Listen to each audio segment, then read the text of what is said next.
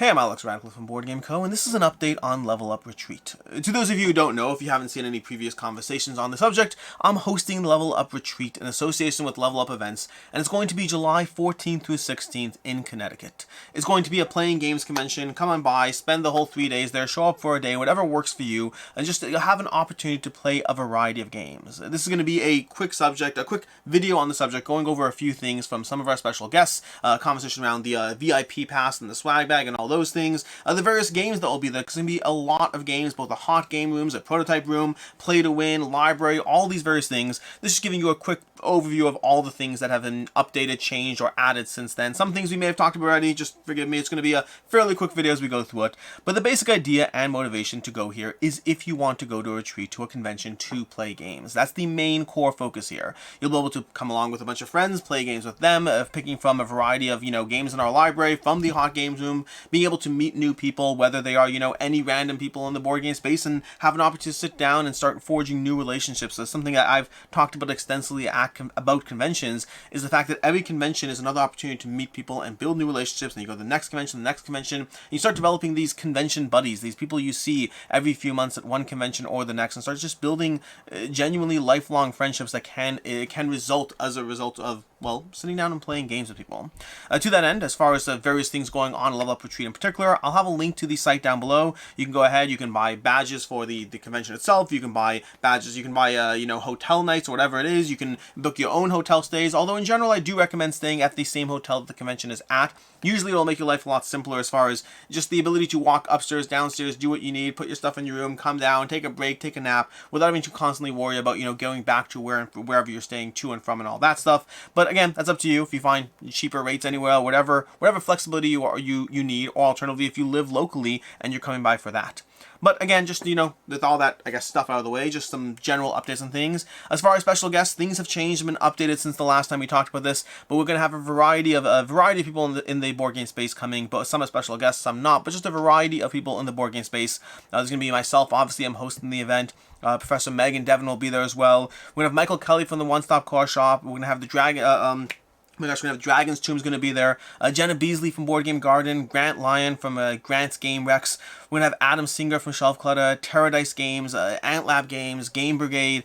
Tim Riel. Tim Riel runs the popular Codenames segment over on Twitch every Monday and I want to say Thursday. We're going to have Thinker Themer is going to be there as well as a variety of designers. I know Henry Audubon's there. I believe Carl Van Osten's there. A variety of other people are going to be there from the board game space. I'm sure I'm leaving people out. I don't know everyone who's currently signed up, and some people have, reached out to me directly, and I know they're going to be there, and some people may have just bought passes and will show up. But a variety of people in the board game space will be there if you want the potential opportunity to hang out, play games. I make no guarantees. It depends whatever any individual is comfortable with, but there'll be a lot of people whose faces you may recognize showing up at the convention and playing games across the 3 days. We're also going to have a few events here and there, and I don't know all the events listed up. We're going to have a few things. It's going to likely be a smaller event as far as more focus on, a bunch of people in a room playing games for the next few days, for those 3 days, while having a few things here and there to just add a bit of a variety into the mix as far as different things. I don't want to talk exactly what they are because those are still being sorted out and finalized, but a few small things going on there. But again, the main focus is playing games, and to that end, we're going to have a few things set up.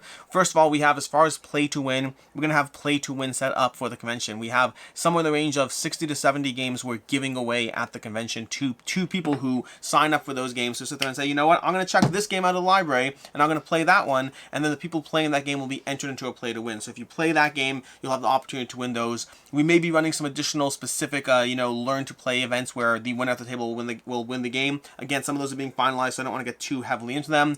But as far as the play to win, like I said, I'm not going to do the full list right here. There's a lot of games to go through, but there's like 35, 40 different games, and some of them having multiple copies of each that we're giving away to people who sign up for the game and just, want to play the game, and then you'll be able to play it, see if it's for you, and possibly walk home with it. I'll say the amount of games we're giving away is a decent amount. Your chances of walking away with a free game is not insignificant at all.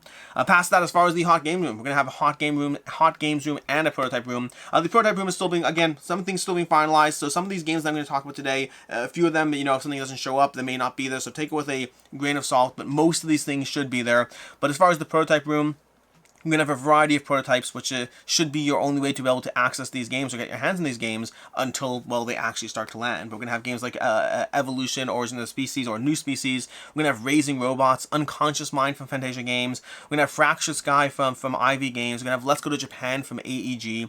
The Search for the Lost Species for Renegade. Townsfolk Tussle and the expansion content should be there. We're going to have Stalker from Awakened Realms, if you want to get a chance to try that one before you possibly late pledge it or back it or whatnot. We're going to have Apex Legends, Into the God's Grave from Lucky Duck, as well as Robomon from Barrett Publishing. So a variety of prototypes that will be there set up with you having an opportunity to check it out, to see if it's for you, get a sense or feel from the gameplay, possibly late pledge when relevant, or just be excited for something that you either did or didn't back. So those will be set up, ready to go, ideally at all times for most of those games. And then the hot games room is the same idea. We're going to have a variety of hot games that are set up with you having access to them. There's going to be games that, in addition to the library, we're going to have a library of hundreds of games that are set that's available for anyone to browse, peruse, check out what you want, and then just, play a ton of games that you either interested in, never heard of before, whatever suits your fancy.